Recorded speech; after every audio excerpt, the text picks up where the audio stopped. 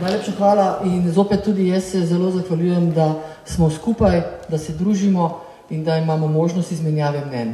To je največ. Kajti ravno to so nam onemogočali. Onemogočali so, da bi se pogovarjali.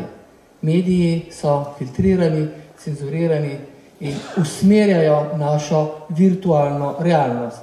Realnost je samo to, kar oni sporočajo.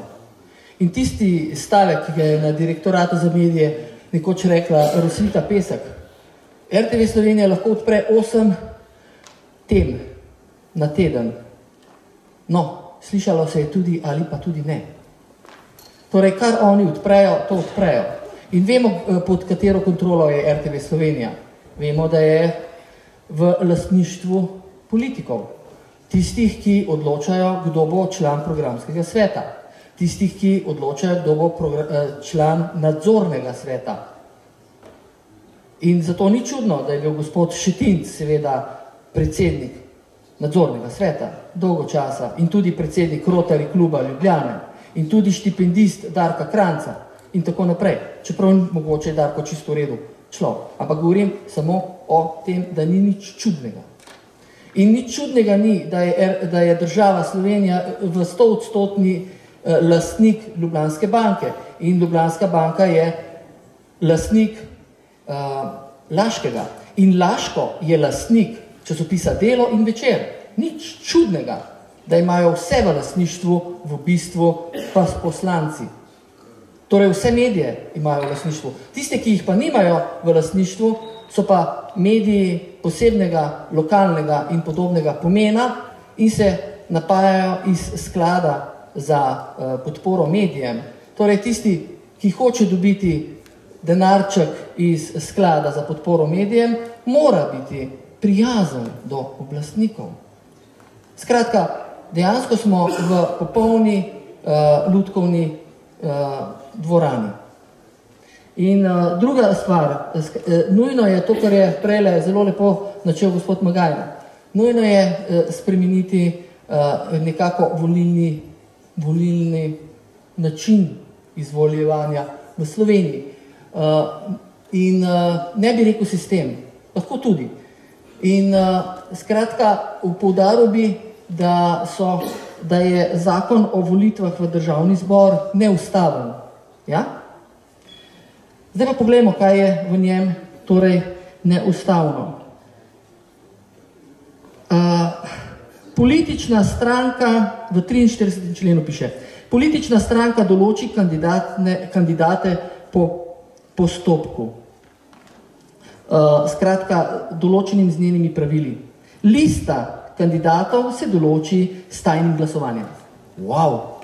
V ustavi nihče ne more prebrati besede politična stranka. Sploh nikjer ni opisana politična stranka. Razen v parih členih, ki pa so podrednega pomena.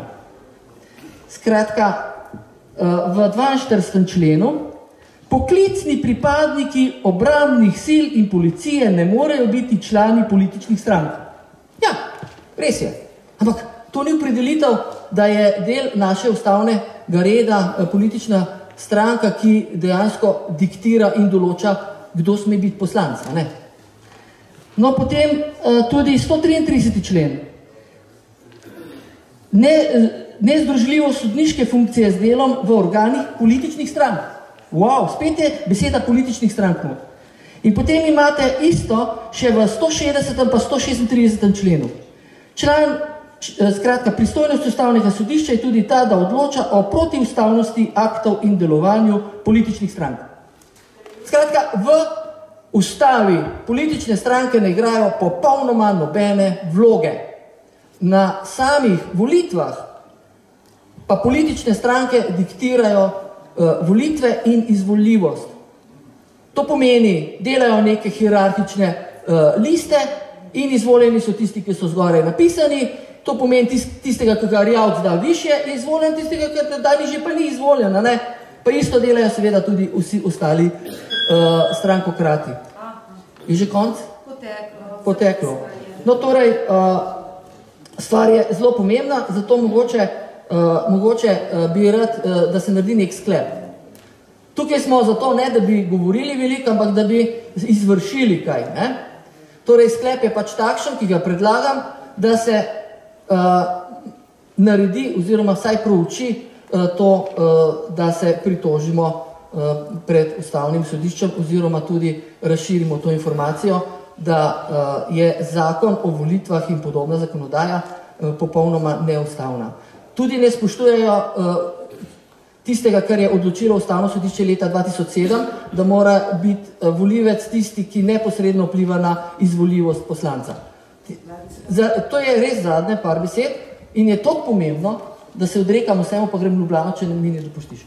In enostavno bi sam to povedal, da parlament kljub tej odločbi iz leta 2007 ni spremenil zakona o volitvah.